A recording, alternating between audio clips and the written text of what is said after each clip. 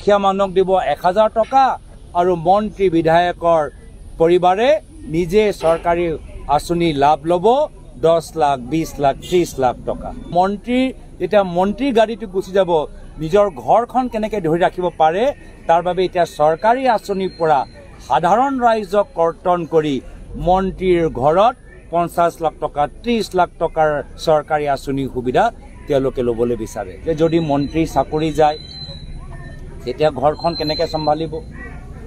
যদি আমি কাইলৈ গৈ বিৰোধী দলত বহিব লাগে, এতিয়াই পৰাই তেওঁলোকে লাহে লাহে গম পাই গৈছে যে বতৰ সলনি হৈছে। মুখ্যমন্ত্ৰীৰ ব্যক্তিগত নীতিটো আপোনালোকে জানেই। তেওঁ নিজেই কেমেৰাৰ সন্মুখত কৈছে যে মই 1000টা মিছা কথা ক'ব পাৰোঁ।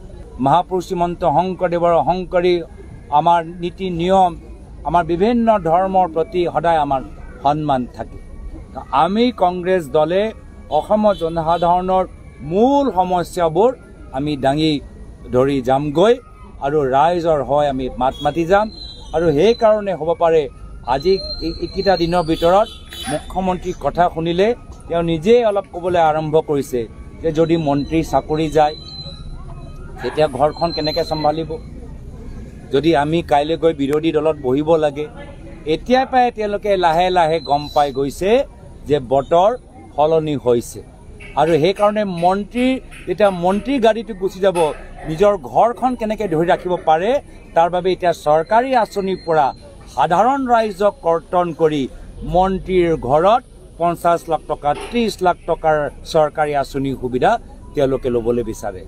তো দুখীয়া মানুহক দিব 1000 টকা আৰু মন্ত্ৰী বিধায়কৰ পৰিবাৰে নিজে চৰকাৰী আঁচনি লাভ ল'ব 10 লাখ 20 লাখ 30 লাখ টকা। এই ধৰণৰ অন্যায় আৰু অত্যাচাৰৰ পৰা জনসাধাৰণে এটা পৰিৱৰ্তন বিচাৰে আৰু কংগ্ৰেছ দল এইবাৰ ৰণত নামিছে। এইবাৰ যুঁজ এখন বিতিয়া নিৰ্বাচন লৈ তৈয়াৰী আগৰ পৰাই চলি আছে। প্ৰাক্তন প্ৰদেশ কংগ্ৰেছৰ সভাপতি ভূপেন বৰা ডাঙৰীয়া দিনৰ পৰা আমাৰ AICC জিতেন্দ্ৰ সিং ডাঙৰীয়া, পৃথ্বীৰাজ চাটে ডাঙৰীয়া আগৰ পৰাই আমাৰ তৈয়াৰী চলি আছে। আৰু সেইকাৰণে আমি দেখা পাইছোঁ যে পৰ্যায়ক্ৰমে ৰাইজৰ মাজত কংগ্ৰেছ দলৰ জনপ্ৰিয়তা গণ সমৰ্থন বৃদ্ধি পাইছে। আৰু সেই প্ৰক্ৰিয়াটো আমি আগন্তুক দিনত আৰু আগুৱাই লৈ যাম। যে আপোনালোকে অলপ দিন আগত SP নেকাৰ লগত DGPৰ লগত যেতিয়া লগ পালে আপোনালোকে DGPৰ পৰা কোনো তথ্য নাপালে। গোটেই তদন্তৰ পৰা অস্ত্ৰবোৰ বৰ্তমান চৰকাৰৰ ওচৰত আছে। কেন্দ্ৰৰ তেওঁলোকৰ চৰকাৰ, ভাৰতৰ আন্তঃৰাষ্ট্ৰীয় সীমা কেন্দ্ৰীয় চৰকাৰে নিৰ্ধাৰণ কৰে। অসমৰ সীমা আমাৰ কেন্দ্ৰীয় চৰকাৰৰ ফ'ৰ্চ আছে, ৰাজ্য চৰকাৰৰ ফ'ৰ্চ আছে। তো যদি কিবা বাহিৰৰ শক্তি আমাৰ সমাজক দুৰ্বল কৰিবলৈ বিচাৰে তো গোটেইটো ভাৰতৰ ৰাইজক নিৰাপত্তা দিয়া অস্ত্ৰ ক্ষমতাটো গোটেইটো বিজেপিৰ ওচৰত আছে।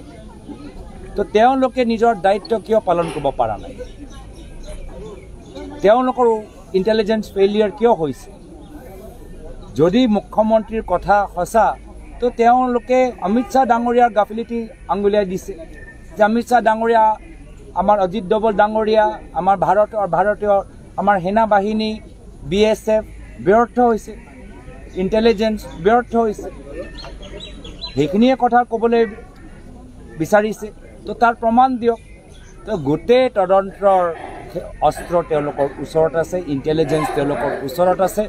বাৰম্বাৰ কংগ্ৰেছ দলৰ স্থিতি স্পষ্ট। পেহেলগামৰ সম্পৰ্কত আমি একে কথা কৈছোঁ যে ৰাষ্ট্ৰীয় সুৰক্ষাৰ ক্ষেত্ৰত কোনো দুইমত নাই। আমি বৰ্তমান চৰকাৰক সমৰ্থন কৰোঁ। মুখ্যমন্ত্ৰীৰ ব্যক্তিগত নীতিটো আপোনালোকে জানেই। তেওঁ নিজেই কেমেৰাৰ সন্মুখত কৈছে যে মই 1000টা মিছা কথা ক'ব পাৰোঁ।